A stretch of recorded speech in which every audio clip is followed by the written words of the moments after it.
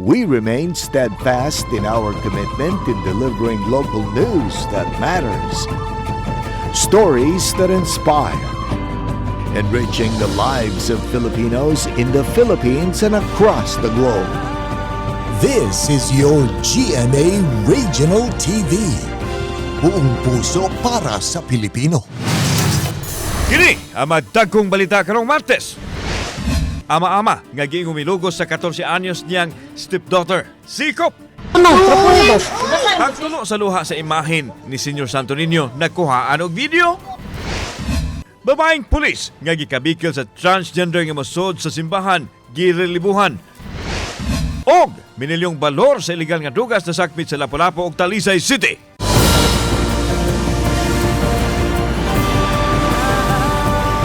Kini ang GMA Regional TV Balitang Bisdak. May hapon na kini ang inyong GMA Regional TV Balitang Bisdak ang bugtong kasaligan, kasandigan o kadangpan sa mga Bisaya nga makatod sa labing dako og mga nagunang balita nga mahinungdanon sa Central ug Eastern Visayas. Ug live dinhi sa GMA Complex sa Dakbayan sa Sugbo, ako si Alan Domingo. Usa ka minoridad nga babae nga narescue sa mahinti sa NBI Central Visayas Regional Office 7 o DSWD 7 human giingong gipanamastamasan siyang ama-ama sa lungsod o sa Talisay City. Nasikop usab ang suspect o gipasakaan og kasong statutory rape. Sayra natong detalye nining report.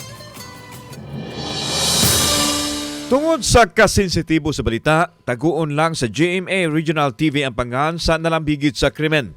Girescue sa mga operatiba sa NBI Sevro o sa DSWD-7 ang biktima sa ilahang balay sa miaging Biyernes sa hapon, Hulyo 26. Human madawan sa NBI-7 ang taho gikan sa usa ka concerned citizen sa miaging semana. Ila dayon gipahigayon ang rescue operation. Sa pag-abot sa otoridad, gisaysay dayon sa batang biktima ang gihimong pag-among-among siyang ama-ama kaniya. Giingong gabalik-balik sa pag-among-among kaniya ang iyang ama-ama samtang nag-edad pa lang siya 8 anyos, hangtod na nga nag-edad siya 13 anyos. Nahitabo kini sa ilang balay ato sa tungang gabi ug sa kadlawon. Katapusan siyang nahilabtan usa ka gabi sa wa pa ipahigayon ang rescue operation. Wala niya matug-an ang nahitabo kaniya tungod sa hulga sa suspect nga mabungkag kuno ang ilang pamilya. Ana-anas pag-atiman sa DSWD ang patang biktima. That time, no, when we rescued her, she immediately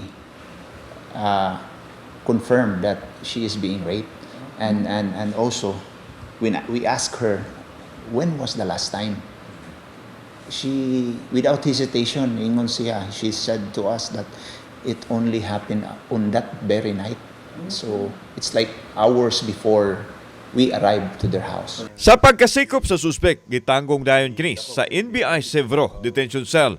Gikasuhan siya og statutory rape ug walay girekomendar nga piyansa nga posibleng mabilanggo sa tibok niya ang kinabuhi kung mapamatud-an nga sadaan. Most of the time, ang suspect will keep silent ra siya. He keeps his silence, so di siya kastorya. And we don't want to force him also. It's his right also not to say anything. Nagdumili sa pagluwat og pamahayag ang suspect. Wa na usab muluwat og pamahayag ang inahan sa batang biktima. Samtang adunay panawagan ang Regional Director sa NBI Sevro. Operation was authorized by our Director, Judge Jaime Santiago, as well as our Deputy Director for Operations, Attorney Justo Yap. You know, the government, meaning the NBI, the SWD, and other law enforcement agencies, are the legal protector of these minors. I urge the public, if you have information, if you have any information similar to this kind of cases, you report to the SWD, you report to NBI, you report to other law enforcement agencies. So we could investigate, and if found to be true, we can conduct the rescue operation. Kauban si Clover Lumayag, ako si Alan Domingo. Balitang Bisdak. Nunod sa pagsangkas ginakanon sa matinunan sa Marigondon National High School, kakuwangan sa mga magtutudlo, lingkuranan, lamisa o classrooms mito mao na usab. Siluan Merondina sa report. Gikan sa 40 ka mga section sa grade 7 sa miaging tuig, karon miabot na kini sa 44. Ug ubay-ubay ni ining maong mga sections, miabot na sa maximum absorptive capacity sa DepEd nga 45 ka mga tinun-an matag section. Busa bisan kon hangtod Agosto pa ang enrollment, wa na sila mudawat og dugang enrollees alang sa grade 7. Sa miaging school year, miabot sa 6,137 ang ilang mga tinun-an, apan karong tuiga miabot na kini sa 6,715. Dili ko gusto nga congested og maayong classroom. Especially wala pa tayong mga lingkuranan, kuha nga tayong facilities like lingkuranan o lamisa. Nagkuhan yun ko ron, ongoing akong pagpahimo og mga table para sa mga classrooms nga kuwang og table. Mudawat pa hinuon og enrollees ang Marigundo National High School alang sa grade 8, grade 9 o grade 10.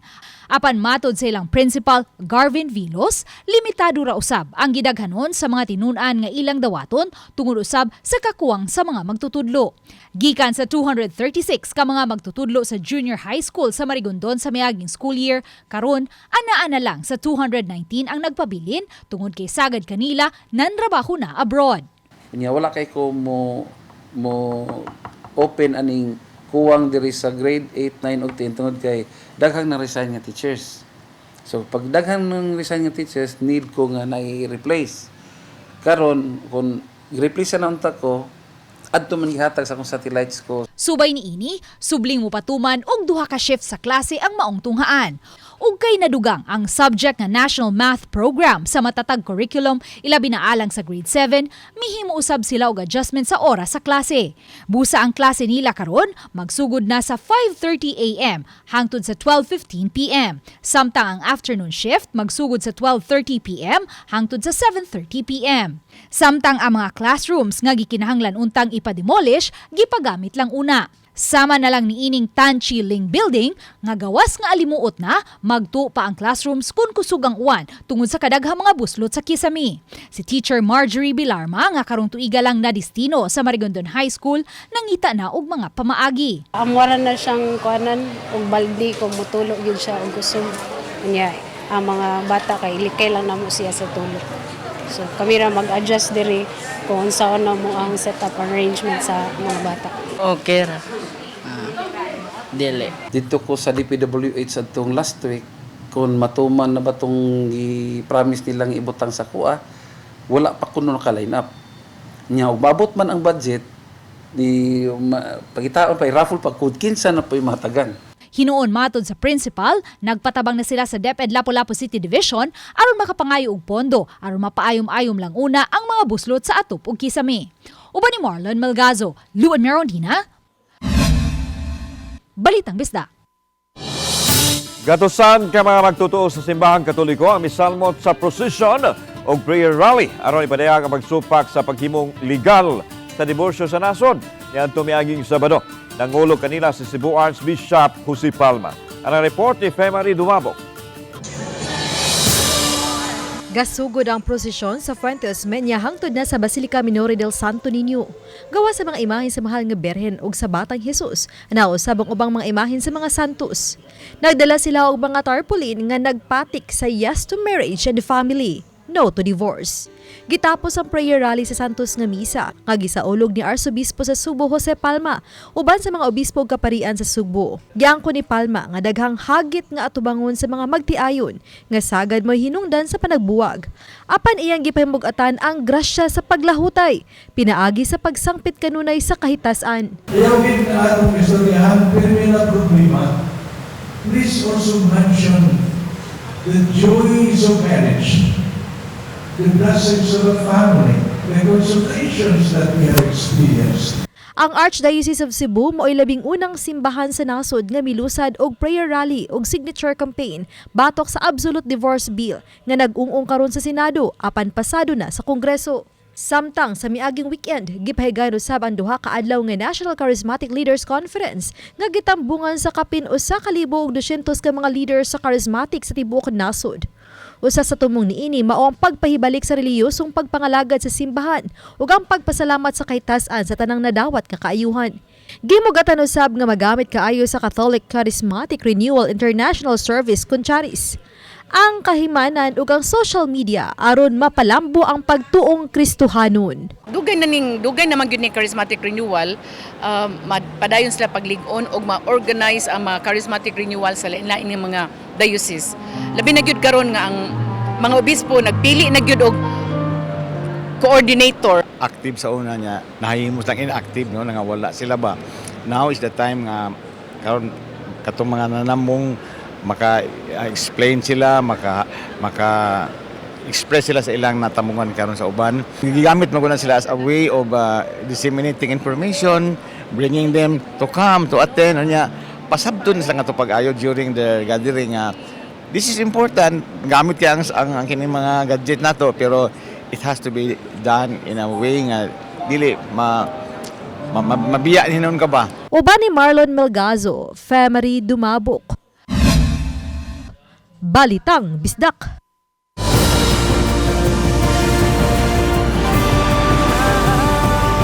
Kini ang GMA Regional TV Balitang Bisdak.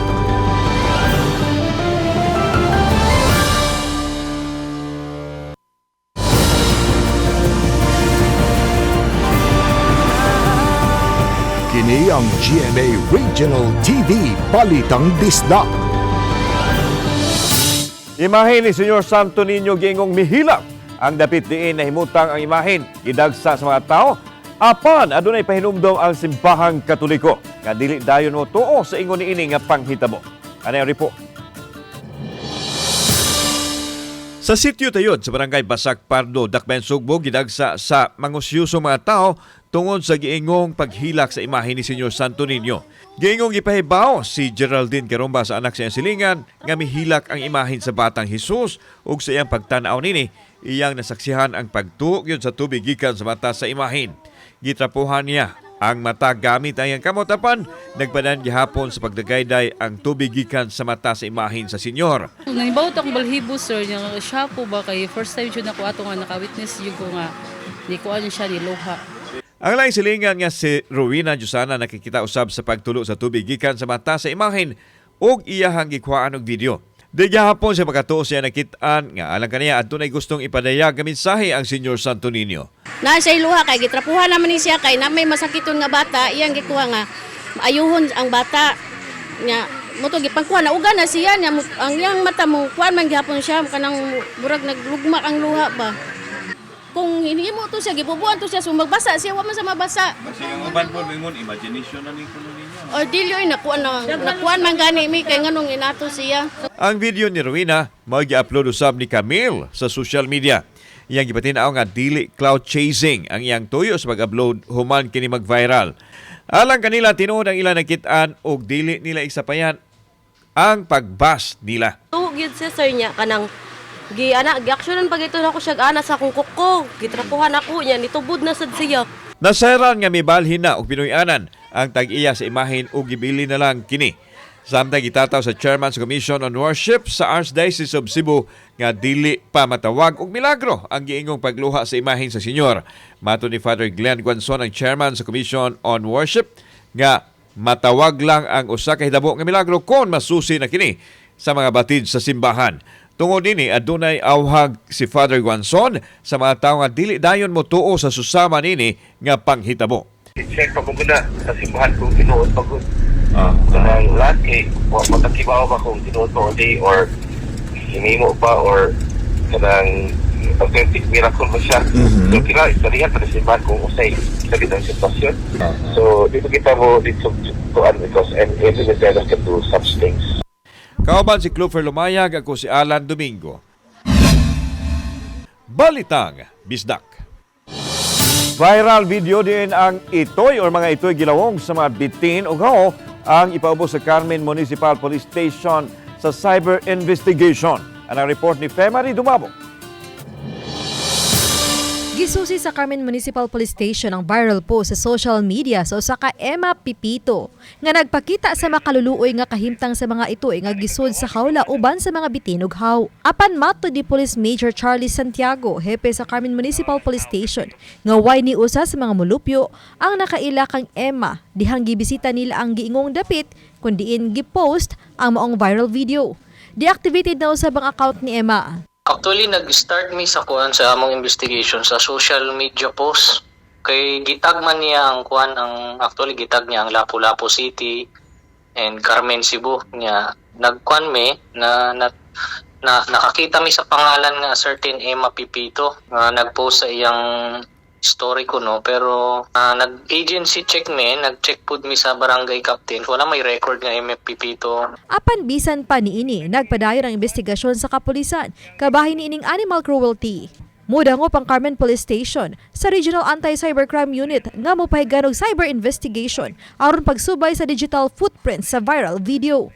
Wala na sila laing taho nga nadawat ang Carmen Police nga susama sa nahitabo sa viral post sa bisan asang dapit sa lungsod.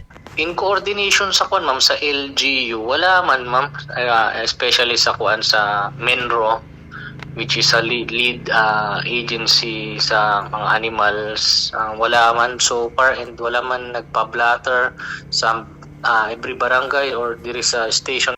Awag sa kapulisan sa publiko nga manginlabot pinaagi sa pagpahibaw kanila kung masayod man nga adunay pagpasipa batok sa kahayupan. Uban ni Rod Prado, Femery Dumabok. Balitang Bisdak. Regular nga inspeksyon kung dunay pugo o bisan local online gambling operators gimando sa DILG sa mga local government units. Sa Mandawi City, subsob ang pagsusi nining maong matang sa negosyo. Anay live report ni Nico Serino. Nick.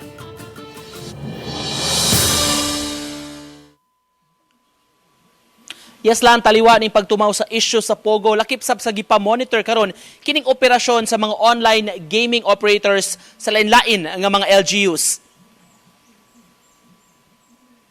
Parte kini sa inspection nga gihimo sa taga Business Permit and Licensing Office sa Mandaue City. Gitanaw ang mga establishmento, una ang gidudahang Pogo o Philippine Offshore Gaming Operator sa Mandaue. Apan nasuta nga wala kini nag-operate. Lakip sa gisusi ang mga online gaming operators. Sa Mandaue dunay napo ka mga kumpanya nga gipasabot sa BPLO nga otorisado og dunay permit. Ang uban ani is naaray lain-lain nga branches.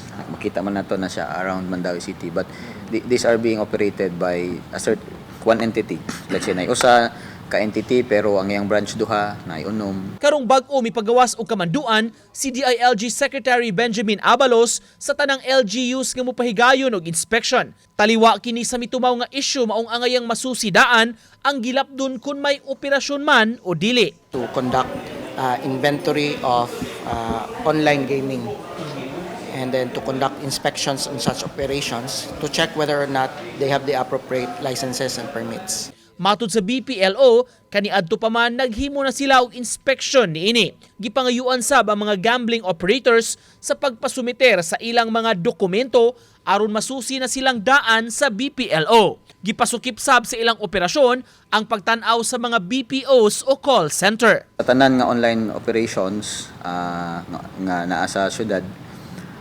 unya to verify compliances sa regulatory clearances and national, local, and to ensure nga nagconduct ta og kaning inspections. Lanwa gisalikway sa mga otoridad ang posibilidad nga dunay nagtago-tago og operasyon sama nining Pogo o kini karon ang ilang gihangyo ngadto sa komunidad nga mutabang sa pag-report kun do naman sila nahibaw-an. Lan? Okay na nga, salamat, Nico Serino.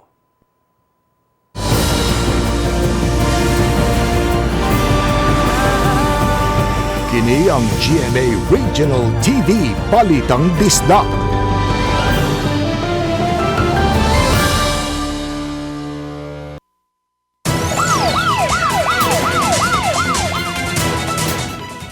$10.4 milyones pesos nga balor sa ginawang shabu ang nasakwit gikan sa usa ka senior citizen sa gipahigang bypass operation sa Lapu-Lapu City Police.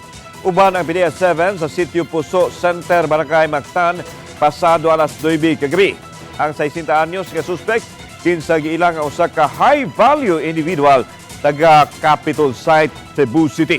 Mato ni Police Lieutenant Colonel Christian Torres, ang spokesperson sa Lapu-Lapu City Police, gipaubos sa pipila ka buwan nga surveillance ang suspitsado kansang source sa illegal nga dugas gikan sa usa ka penal colony sa Metro Manila.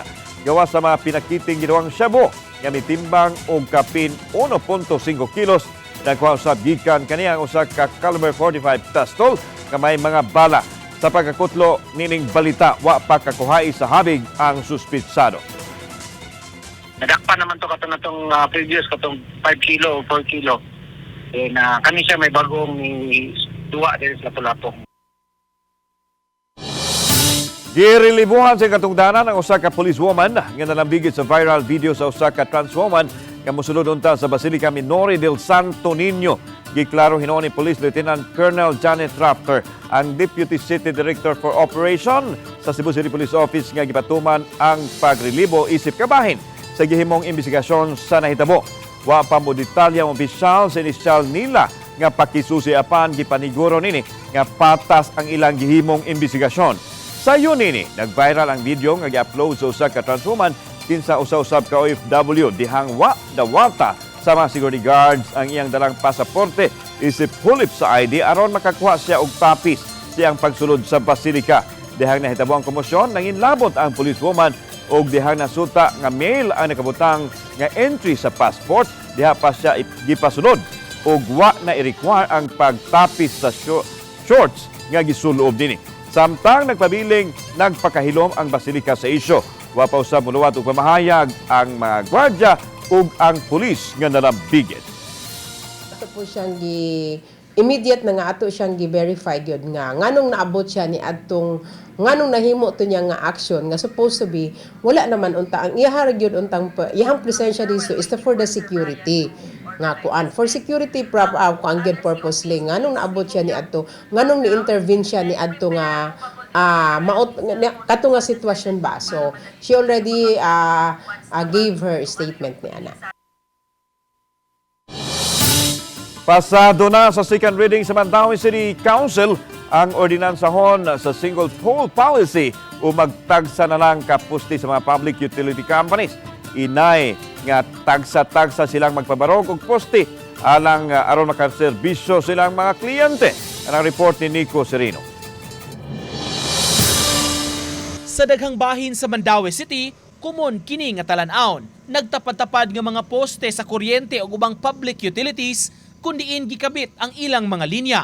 Kay managlahi ang giserbisyuhan sama sa kuryente, cable ug internet, sagad magtagsa sila og pabarog og poste. Apan hayan mabag-o na kini kun hingpit na nga mapasar ang single pole ordinance sa syudad. Atul sa sesyon sa konseho ni atong Lunes, gipresentar o gipaaprubahan sa second reading ang balaod nun, lakip na mga revisions ni ini human nakapahigayon og public hearing.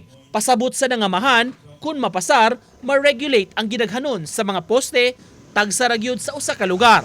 Ang dominante nga service provider ang mupabarug sa poste ug adto na unya mukabit ang uban. Leaning and clustered poles clear threat to our passing pedestrians and vehicles.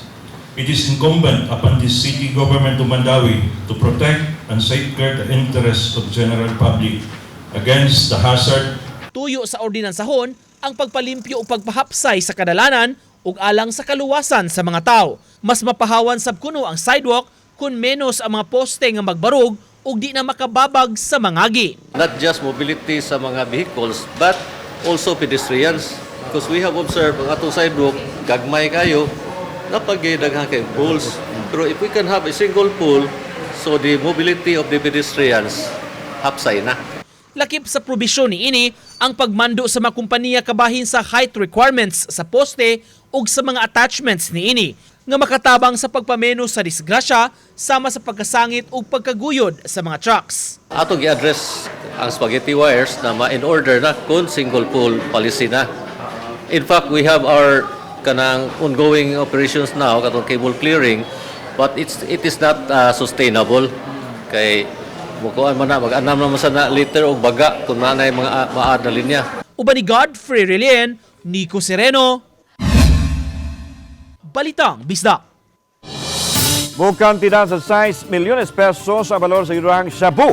Kinasakmit sa Talisay City Police gikan sa usa ka 33 anyos ka babae sa may barangay San Isidro, Dakbayan sa Talisay. Niadtong Biyernes gabi, di lang nasikop nga si alias Ronalyn, taga Purok, Masagana, barangay San Isidro.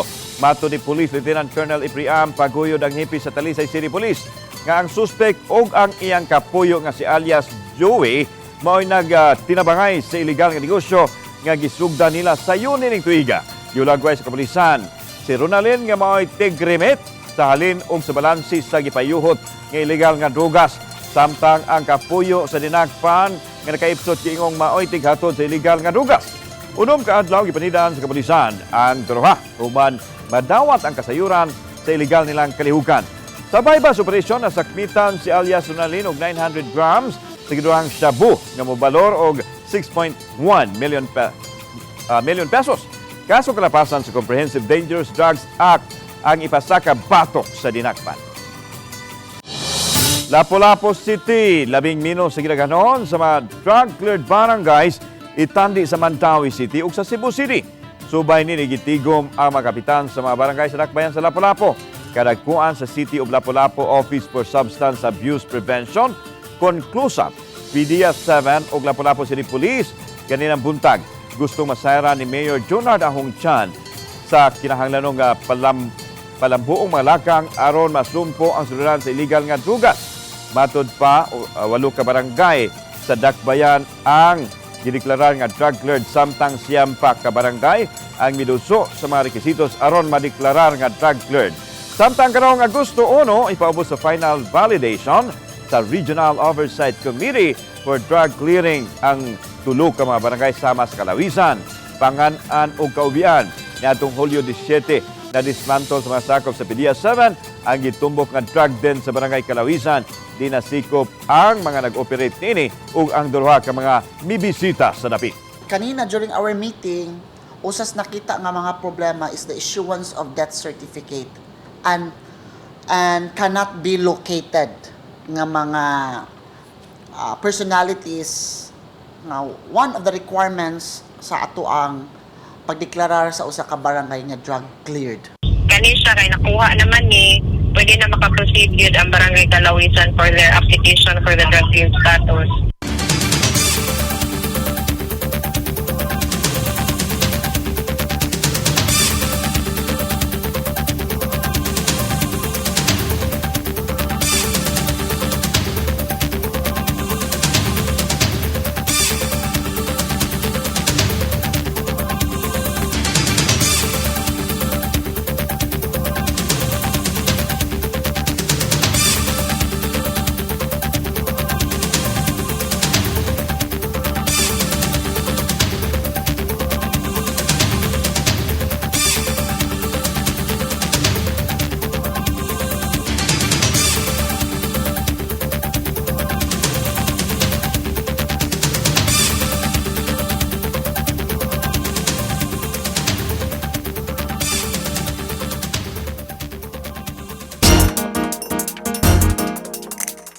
Sa buot mamahimong kabahin sa nagunang leading broadcast network nga GMA Network, anay mga bakanting trabaho alang kaninyo.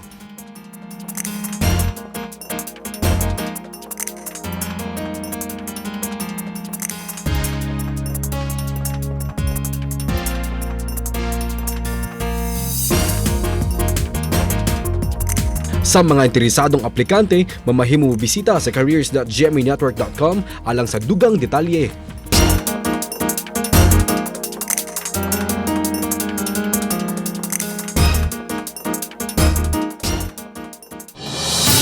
Gikalipay sa DepEd Ormoc City Division ang unang adlaw sa pagsugod sa klase alang sa school year 2024-2025. Kagahapong adlaw, Hulyo 29, 2024, kay niabot sa 86.8% o nasa 47,532 kamatinunan gikan sa kindergarten. Hangtod na sa grade 12 ang na-enroll sa 98 ka mga publikong tunghan. Si Gislaine Marie Abali, Education Program Specialist o Division Information Officer miingon kaniadtong Hulyo 25, 2024, maabot lang sa 39,809 kamay estudyante ang sayong nagpa-enroll. Dugang ni Abalye, kamudawat pa ang DepEd Ormoc sa mga gustong moapas og pagpa-enroll hangtod na sa buwan sa Agosto. Gikanselar una ang pagbukas sa klase sa mga seminarista sa seminaryo De Jesus Nazareno sa barangay Himpisaw, Burungan, Eastern Samar.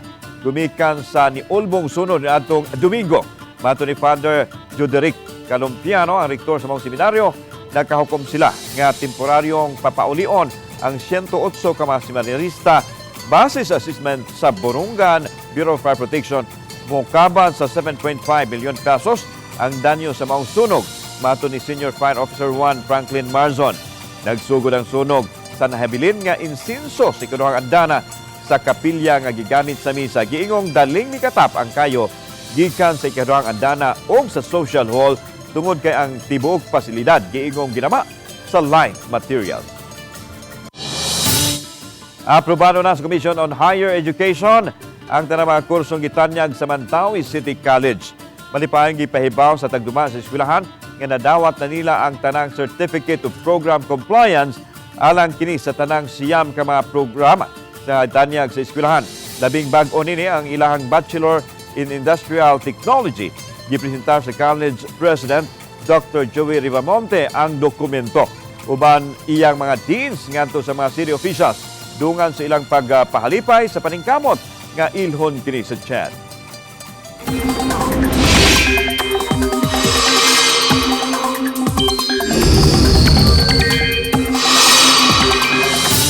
Wala na low pressure area sulod sa Philippine Area of Responsibility matod sa Pag-asa. Migawas na kini sa park ganinang buntag ug padayon ng natunaw apan padayon gihapon nga magpauwan ang hangin habagat sa pipila ka mga lugar sa nasod.